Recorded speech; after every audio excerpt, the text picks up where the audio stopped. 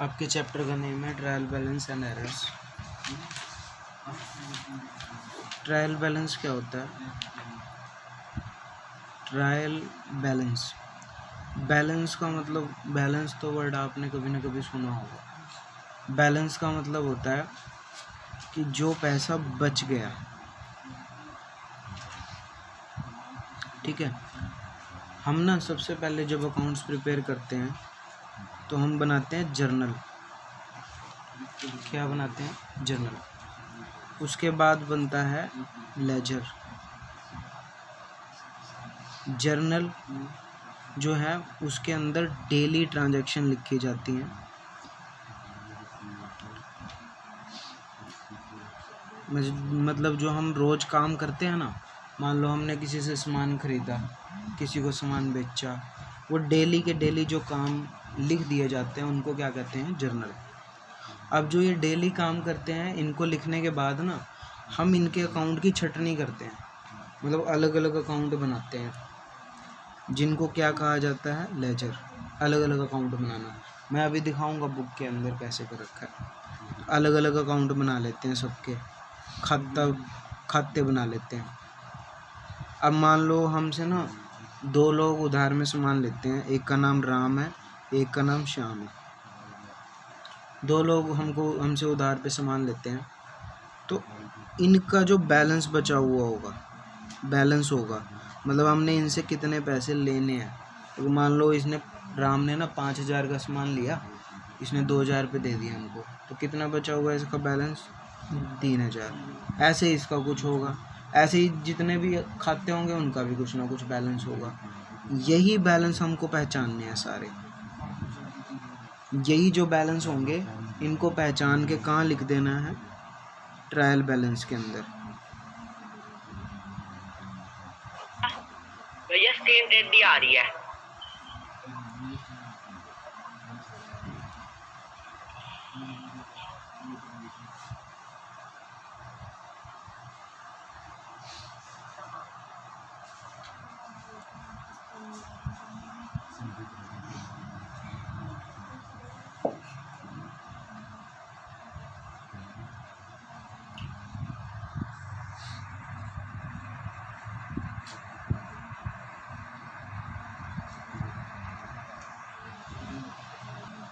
तो ये बैलेंस आपको ट्रायल बैलेंस के अंदर लिखने हैं। ट्रायल बैलेंस का नहीं कुछ रूल होते हैं, तो जैसे हर चीज़ के बनाने के कुछ रूल होते हैं ना, ट्रायल बैलेंस के कुछ ना कुछ रूल होते हैं। सबसे पहले एक तो एसेट्स, एक लॉसेस, एक एक्सपेंसेस। एसेट, लॉसेस, एक्सपेंसेस, इन सब का बैलेंस जो होता है वो कौन सा होता है? डेबिट। DR का मतलब होता है डेबिट। कोई भी अगर आपको एसेट दिख गई, एसेट मतलब मशीन, कैश, बिल्डिंग, स्कूटर, कोई भी ऐसी एसेट दिख गई, उसका बैलेंस क्या होगा? हमेशा डेबिट। कोई भी आप लॉस देख लो, अगर आपको लॉस दिखाई देगी, उसका बैलेंस क्या होगा? डेबिट। अगर आपके कोई खर्चे हैं, उन सब का बैलेंस क्या होगा? डेबिट। अगर आपकी कोई इनकम है, अगर आपकी कोई लायबिलिटी है, एसेट का उल्टा होता है लायबिलिटी। आपकी इनकम और आपकी लायबिलिटी का जो बैलेंस होगा वो हमेशा क्या होगा? क्रेडिट। ये दो रूल याद रखने पड़ेंगे आपको। एसेट, लॉसेस, एक्सपेंसेस का बैलेंस क्या होगा? डेबिट। इनकम, लायबिलिटी का बैलेंस क्या होगा? क्रेडिट। अब इसका ना फॉर्मेट सीखना, आपको बुक में ही दिखा देता हूँ मैं फॉर्मेट।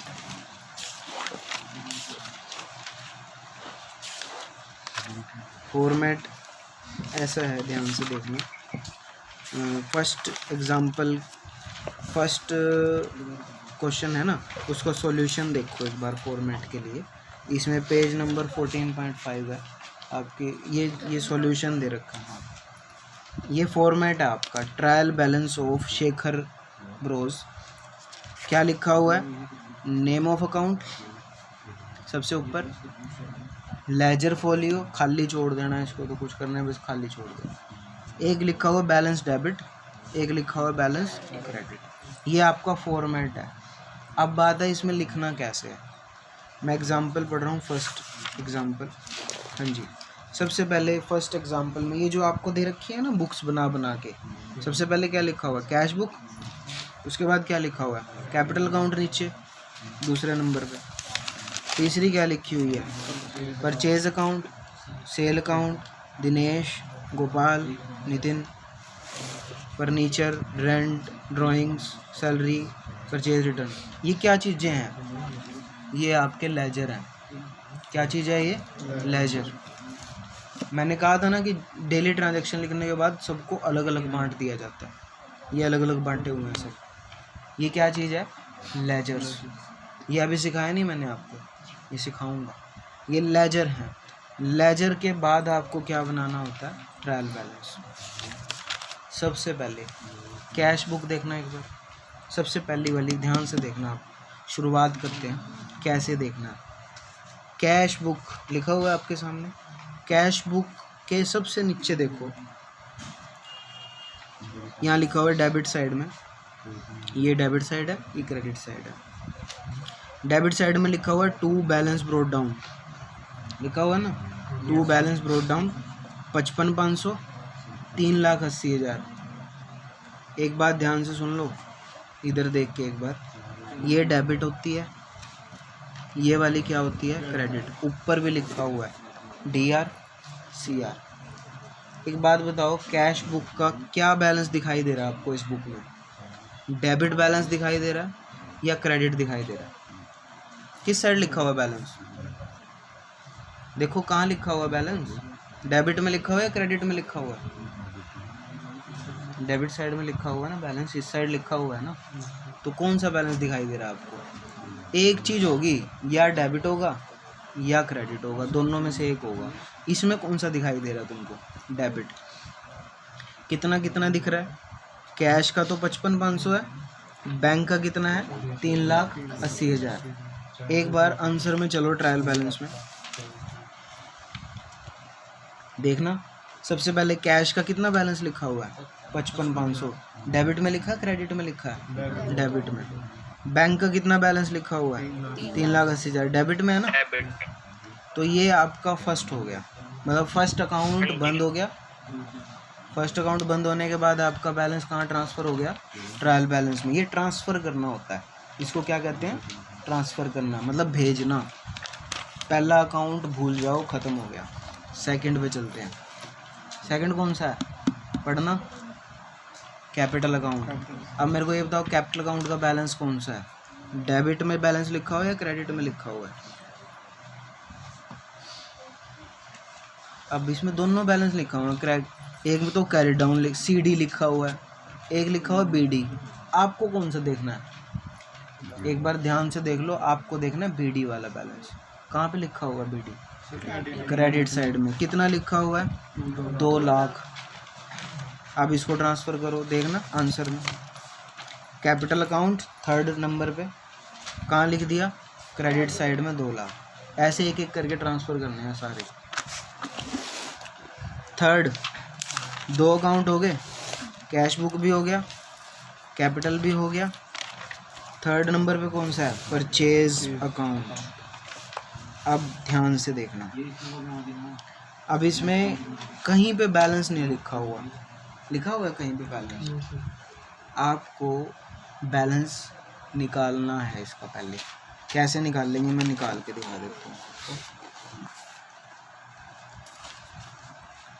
कौन सा अकाउंट है, परचेज अकाउंट। समझा रहा हूँ, वैसे आप देख के भी निकाल सकते हो इसको। 2 बैंक लिखा हुआ है, कितना, 20,000।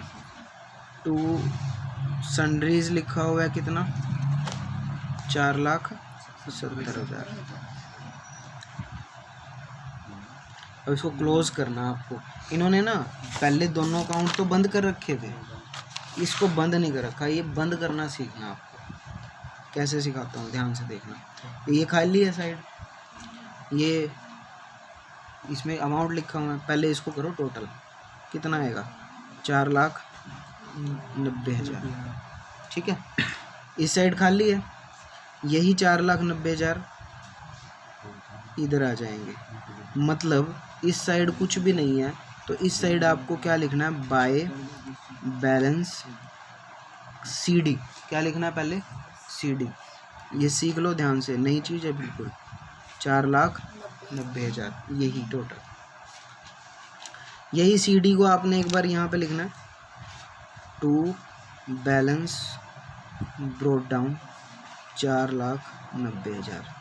ये आपका हो गया अकाउंट क्लोज। अब मेरे को ये बताओ, ये मैंने अकाउंट क्लोज किया है, इसका बैलेंस कौन सा, डेबिट है या क्रेडिट है? डेबिट है।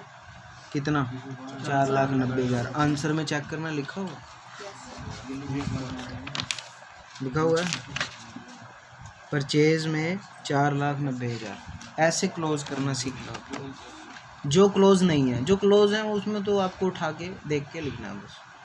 जो क्लोज नहीं है उसको क्लोज करना है पहले, धीरे धीरे मैं सिखाता रहूँगा। आज अब नेक्स्ट क्लोज करना है आपको सेल अकाउंट।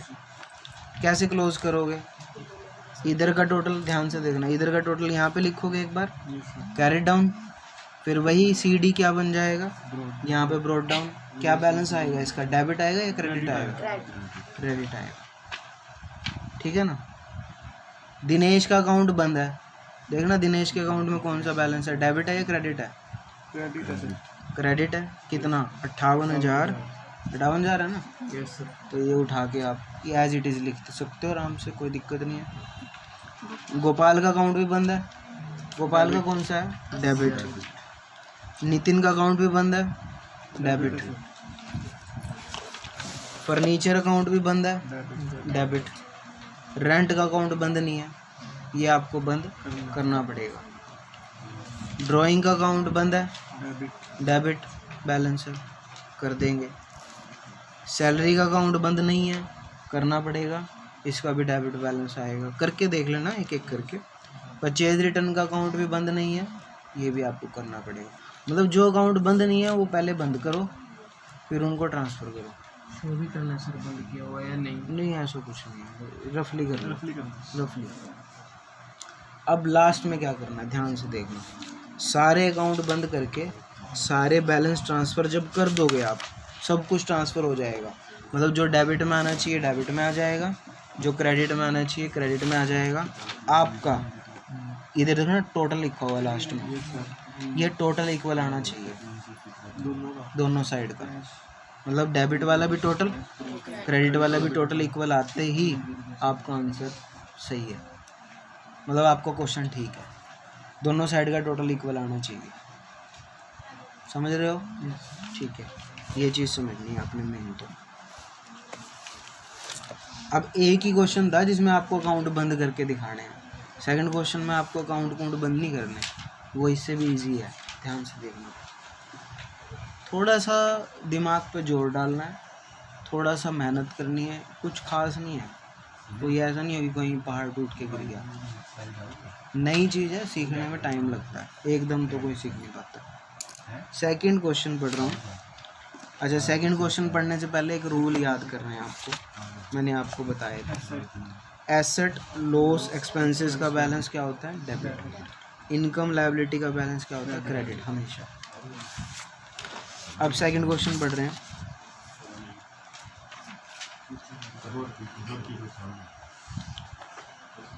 लिखा हुआ है नेम ऑफ अकाउंट और अमाउंट लिखा हुआ है साथ साथ में। सबसे पहले लिखा हुआ ओपनिंग स्टॉक लिखा हुआ है। स्टॉक का मतलब क्या होता है, सामान। सामान हमारी एसेट होती है। एसेट का बैलेंस क्या होता है, डेबिट। आपको उठा के सीधा डेबिट में ट्रांसफ़र करना है। मतलब आपको ये पता होना चाहिए अब कौन सी चीज़ एसेट है, कौन सी चीज़ लॉस है, कौन से खर्चे हैं, कौन सी इनकम है, ये पता होना चाहिए। और ये पता कैसे होगा, धीरे धीरे सीखोगे। स्टॉक क्या है, हमारी एसेट। एसेट का बैलेंस क्या होता है, डेबिट। परचेज करना मतलब, ध्यान से, परचेज करना मतलब खरीदना, मतलब खर्चा, उसका बैलेंस क्या होगा, डेबिट। उसके बाद लिखा परचेज, हाँ जी, परचेज करना एक्सपेंस में आएगा। और जैसे कैश बुक बनाते हैं तब तो सर परचेज करना खर्चा है, परचेज रिटर्न करना इनकम है। एक नॉर्मल सी बात है, जब आप परचेज को डेबिट कर रहे हो ना तो परचेज रिटर्न उसका उल्टा हो जाएगा, नॉर्मल सी बात है, ठीक है ना। परचेज रिटर्न वैसे भी क्या होता है, उल्टा होता है। तो परचेज डेबिट तो परचेज रिटर्न क्या हो जाएगा, क्रेडिट, उल्टा। सेल करने से खर्चा होता है, इनकम होती है।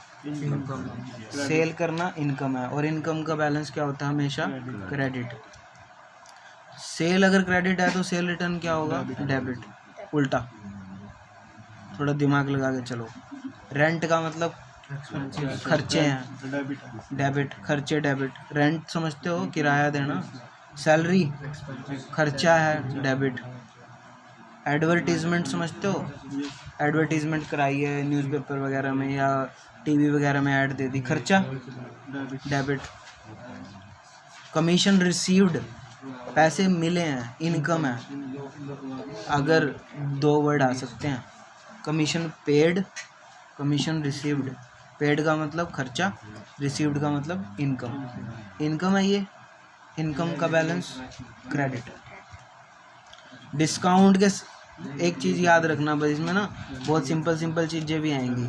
जिसके साथ CR लिखा हुआ है चुपचाप क्रेडिट में लिख दो, जिसके साथ DR लिखा हुआ है हाँ रिसीव करिए, वो डेबिट में लिख दो। सर सैलरी है जो अब सर रिसीव फर्नीचर, फर्नीचर क्या होता है, ऐसे फर्नीचर एसेट होती है और उसका बैलेंस क्या होता है, डेबिट। मशीन एसेट होती है, बैलेंस डेबिट। डेटर, डेटर का मतलब क्या होता है, वो लोग जिनसे पैसे लेने हैं, तो ये भी हमारा क्या हो जाएगा, डेबिट। क्रेडिटर का मतलब क्या होता है, पैसे देने होते हैं, जिनको पैसे देने हैं, ये हमारी लायबिलिटी है, क्रेडिट। क्रेडिट। बिल रिसीवेबल, ये पैसे जिनसे पैसे लेने हैं, ये हमारी क्या होती है, एसेट। बिल पेबल, पैसे देने हैं, लायबिलिटी। कैश, कैश क्या होता है, कैश हमारी एसेट होती है, तो डेबिट। बैंक ओवरड्राफ्ट, ये बैंक को पैसे देने हैं, लायबिलिटी है, क्रेडिट। कैपिटल, कैपिटल भी हमारी एक तरह की लायबिलिटी होती है, ठीक है, तो ये भी क्रेडिट हो जाएगा। ड्राइंग्स, ड्राइंग्स डेबिट बैलेंस खर्चा होता है एक तरह का। आपकी बुक में पता नहीं दे रखा है, नहीं दे रखा है, इनपुट CGST होगा नहीं, GST तो है, ठीक है। तो input CGST, input SGST, output SGST, CGST। Input जो होता है वो हमारा एक तरह का खर्चा है, देखना डेबिट साइड में लिखा हुआ है इनपुट, और आउटपुट हमारी इनकम होती है, वो हमने क्रेडिट में लिखा। जिसके GST नहीं दे रखा वो सिंपली कर सकते हो, कोई दिक्कत नहीं है। अब ये सारी चीज़ें लिखने के बाद आपका टोटल क्या आना चाहिए, इक्वल आना चाहिए, तब आपका आंसर ठीक है, ठीक है। ये करके देख लेना, जो भी डाउट